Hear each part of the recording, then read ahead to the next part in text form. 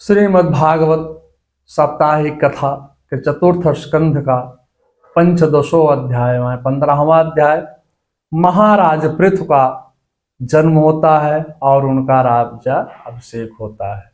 मैत्रेय जी ने कहा, हे विदुर जी, अथम तस्य पुनर्वस पुत्रस्य महीपते बाहुभ्याम मंत्रमानाभ्याम मिथुनम संपद्यतम। नाभि से नीचे का भाग उत्तम नहीं है, नाभि के ऊपर का भाग उत्तम है। इसलिए ब्राह्मणों ने पुत्रहीन राजा बेन की भुजाओं का मंथन किया, तब उनमें से स्त्री पुरुष का एक जोड़ा निकला। इनमें पुरुष राजा पृथु की कन्या इनकी पत्नी अर्च थी। ये दोनों भगवान विष्णु और लक्ष्मी के अंश थे। ऋषि लोग इन्हें देखकर प्रसन्न हुए। आकाश में दुंदुभी बजने लगे, गंधर्व गाने लगे। इन दोनों का परस्पर विवाह संस्कार संपन्न हुआ।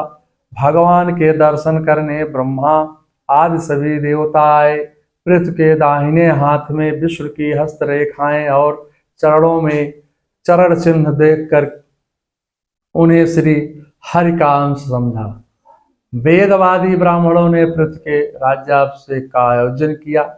सा भवेत पृथ्वी पालो विष्णुर्षम समुद्भवम्। उस समय समुद्र, पर्वत, नदी आदि ने तरह तरह के उपहार भेंट किए। कुबेर ने सोने का सिंहासन दिया, वरुण ने छत्र, वायु ने 2 चमर, इंद्र ने मुकुट, यमराज ने दंड, ब्रह्मा ने कवच, सरस्वती ने हार, विष्णु ने चक्र, लक्ष्मी ने संपत्तियां दी। ऋषियों ने स्वास्थ्य वाचन का आशीर्वाद दिया। बंदीगण स्तुत करने लगे। पृथु ने कहा, आप लोग मेरी स्तुतियां करें, मेरे में इतने गुण नहीं है। संसार में भी अभी मेरा कोई गुण प्रकट नहीं हुआ है। कालांतर में जब मेरे गुण प्रकट हो जाएं, तब भरपेट मधुर वाणी से हमारी स्तुति करना आप सब। सत्यम श्लोकम गुणवाधुमादे जगोस्थितम नायस्तवन्ति सभ्या। पृथु ने कहा, जो गुण अभी प्रकट नहीं हुए हैं, उन अप्रकट गुणों की स्तुति करने से केवल उपहास ही समझा जाता है। उत्तम श्लोक भगवान के रहते साधारण पुरुष की स्तुति करना उचित नहीं है। इसलिए मैं आपसे निवेदन करता हूँ, कृपया मेरी अभी स्तुतियां करें। इस प्रकार से राजा पृथु ने अपने सभी से आग्रह करते हैं। श्रीमद् भागवत कथा साप्ताहिक कथा के चतुर्थ स्कंद का पंचदश अध्याय समाप्त हुआ। अथ षोडशो अध्याय। साप्ताहिक कथा के 16वें अध्याय में बंदी जी द्वारा महाराज पृथु की स्तुति होती है। महाराज पृथु ने जब इस प्रकार से कहा, तब उनके अमृतमय वचन सुनकर बंदीगण बहुत प्रसन्न हुए। वह हाथ जोड़कर इस प्रकार की स्तुति करने लगे। वेनांग जातस्या पौषाणिते वाचस्पतिमपि ब्रह्मं विदो। महे महाराज, आप साक्षात नारायण ही हैं, अपनी माया से अवतीर्ण हुए हैं। आपने जन्म तो राजा बेन के मृतक शरीर से लिया है, किंतु आपके पौरुषों का वर्णन तो ब्रह्मा आदि देवता भी नहीं कर सकते। आपके गुण तो संसार में पहले से ही फैले हुए हैं, इसलिए हमारी स्तुति व्यर्थ ही नहीं होगी। आप साक्षात श्री हरि के कलावतार हैं। आप प्रजा को धर्म में प्रवृत्त करके धर्म की मर्यादा का रक्षण करेंगे, धर्म विरोधियों को दंड देंगे। परित्राणाम साधूनाम विनाशाय चतुष्कृताम। गीता के 4थे अध्याय के 8वें श्लोक का सूक्त है। आप दुष्टों का संहार करेंगे, संतों की रक्षा करेंगे। आप सूर्य के समान अलौकिक, प्रतापवान और समदर्शी होंगे। ना दंडम दंडस्तम सुतायात्म दिशामपि दंडम यत्मात्म दंडम धर्मपथे स्थितम। आप अपने सुपुत्र को दंडनीय न होने पर कोई भी दंड नहीं देंगे, दंडनीय होने पर तो अपने पुत्र को भी आप दंड देंगे। आप अपने कार्यों में सब लोगों को सुख पहुंचाएंगे और उनका मनोरंजन करेंगे। संपूर्ण क्षेत्र में आपका अखंड राज्य होगा। आप सत्य प्रतिज्ञ एवं ब्राह्मण भक्त होंगे। आपके अपने बाणों से पहाड़ों को चूर चूर कर पृथ्वी को समतल करेंगे। सभी राजा आपकी आज्ञा का पालन करेंगे। आप प्रजा के जीवन निर्वाह के लिए गो रूप धारणे पृथ्वी का दोहन करेंगे। सरस्वती तट पर 100 अश्वमेघ यज्ञ करेंगे। और तब अंतिम यज्ञानुष्ठान के समय इंद्र आपके लिए यज्ञी घोड़ा अपहरण करेंगे। आपका चरित्र शिक्षाप्रद होगा और लोगों को अनुकरणीय होगा। अश्व वासना का स्वरूप है। यदि वह किसी विषय में न फंसे तो आत्म स्वरूप में स्थित होता है। विवेक से युद्ध करके उसे शुद्ध करना होता है। आप अपने महल के बगीचे में परम ज्ञानी सनत कुमार को प्राप्त कर उनकी भक्ति पूर्वक सेवा करके उनसे निर्मल ज्ञान प्राप्त करेंगे। इससे परब्रह्म की प्राप्ति होती है। सुरासुरेंद्र रूपे गायकी महानुभावे भवितम पतिभुवा। आप सारी दिशाओं को जीत करके अपने बल वीर्य पराक्रम से उपद्रव करने वाले को समूल नष्ट करेंगे। सभी आपकी कीर्ति का ज्ञान करेंगे। आप लोकपालों की मूर्ति धारण कर प्रजा का धर्म पूर्वक पालन करेंगे। इंद्र के वर्षा न करने पर आप अपने योग बल से वर्षा कर प्रजा को सुख पहुंचाएंगे। उस समय देवता असुर राक्षस भी आपके विपुल यश का गान करेंगे। तात्विक विवेचन। पृथु चरित्र परम पुरुषार्थ का चरित्र है। एक तो वंग जैसा धर्मात्मा में दुरात्मा बेन निकला और दुरात्मा बेन ने परमात्मा निकला। हमारे जीवन में इच्छा की पूर्ति नहीं हो सकती, आवश्यकता की पूर्ति नहीं रुकती। आवश्यकता की पूर्ति के लिए धर्म पूर्वक अर्थ उपयोगी है। यह बात बेन और पृथ्वी के चरित्र से स्पष्ट है। सुख दुख का निर्णय भी धर्म और अधर्म से स्पष्ट है। श्रीमद् भागवत साप्ताहिक कथा के चतुर्थ स्कंद का 4th अध्याय समाप्त हुआ। मंगलम भगवान विष्णु मंगलम गरुड़ाध्वजा मंगलम पुंडरीकाक्षाय मंगलाय तनोहरि।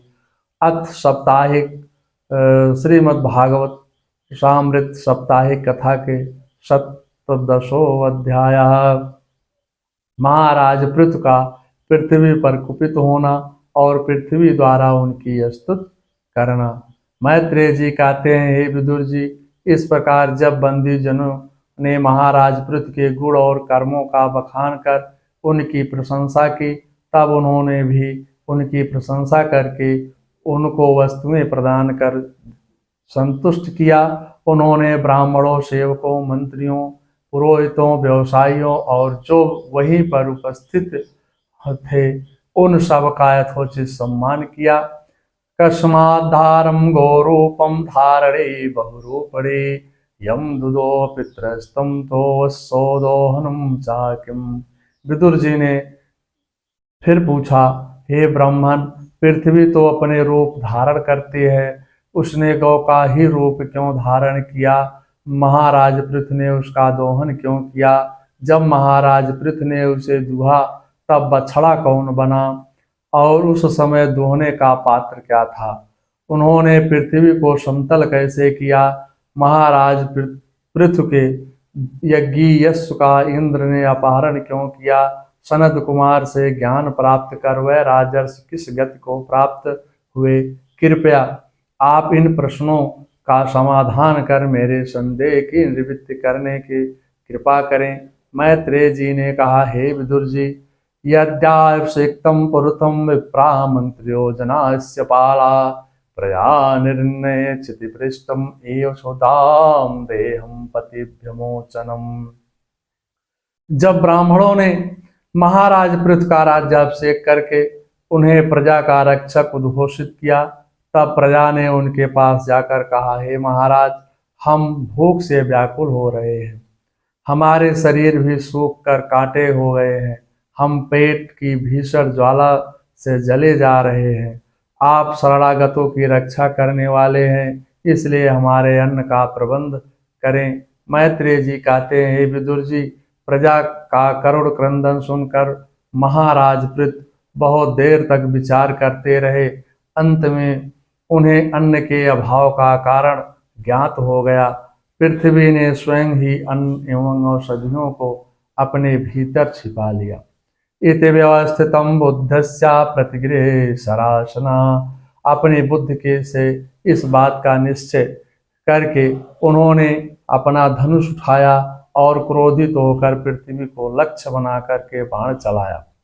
यह देखकर पृथ्वी डर कर गौ का रूप धारण करके भागने लगी। महाराज पृथु उसका पीछा करने लगे।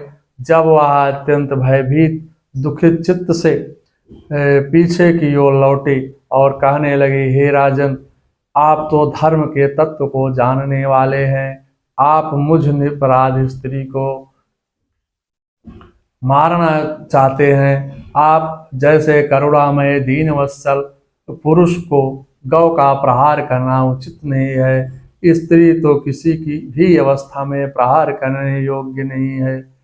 पहले के समय में हमारे जो पूर्वज थे या राजा महाराजा थे, प्रजा थी, सभी स्त्रियों का सम्मान करते थे और स्त्रियों का वध कभी नहीं करते थे, उनको प्रताड़ित नहीं करते थे।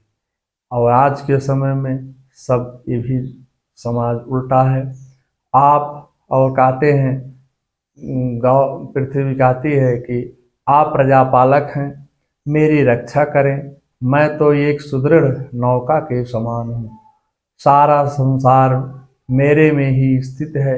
मुझे तोड़कर आप अपने को और प्रजा को जल के ऊपर कैसे रखेंगे। महाराज पृथु ने कहा, वसुदे तुम बाधिश्याम मक्षुम परांग मुखेम भागम ब्रह्म शिवांग वृत्ते नातनोत जानो वसु। फिर हे पृथ्वी, तूने मेरी आज्ञा का उल्लंघन किया है। तो यज्ञ में देवता रूप में भाग तो लेती है, किंतु उसके बदले में हमें अन्न नहीं देती है। इसलिए आज मैं तुम्हें मार डालूंगा। तूने माया से गौ का रूप धारण कर रखा है। प्रतिदिन हरी हरी घास खाती है, किंतु दूध नहीं देती है। तूने संपूर्ण औषधियों को निगल लिया है। प्रजा भूख से तड़प रही है। चारों तरफ प्रजा में हाहाकार मचा हुआ है। ऐसी दुष्टता का वध करना सर्वथा उचित है। और प्रजा को मैं अपनी योग शक्ति से जल में धारण करूंगा। जो दुष्ट अपना ही पोषण करने वाला हो तथा अन्य प्राणियों के साथ निर्दयता का व्यवहार करता हो, वह चाहे पुरुष हो या स्त्री हो या नपुंसक क्यों ना हो, उसका वध करना राजाओं के लिए ना मरने के समान है, ना मारने के समान है। राजा के वचन सुनकर पृथ्वी भय से कांपने लगी और महाराज पृथ्वी की स्तुति करने से, राजा तो ऐसा होना चाहिए जो प्रजा का चारों तरफ से कल्याण ही कल्याण करने वाला है और दुष्टों को समय समय पर दंड देने वाला हो। नमः परसे पुरुषाय मायम विन्यास्नानान्ते गुणान्मये। आप साक्षात परम पुरुष हैं।